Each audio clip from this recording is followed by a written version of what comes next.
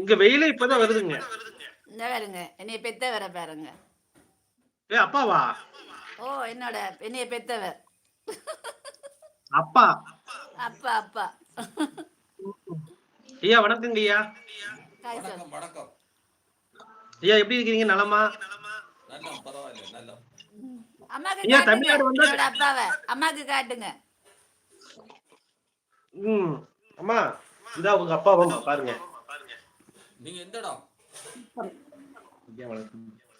ஐயா வணக்கங்க. வணக்கம். நீங்க எந்த இடம்? எந்த ஊர்ல இருக்கிறீங்கம்மா சொல்லுங்க. நாங்க சொல்ல மாட்டோம், ஊருக்கு சொல்ல மாட்டோம். அது கூடாது சரியா?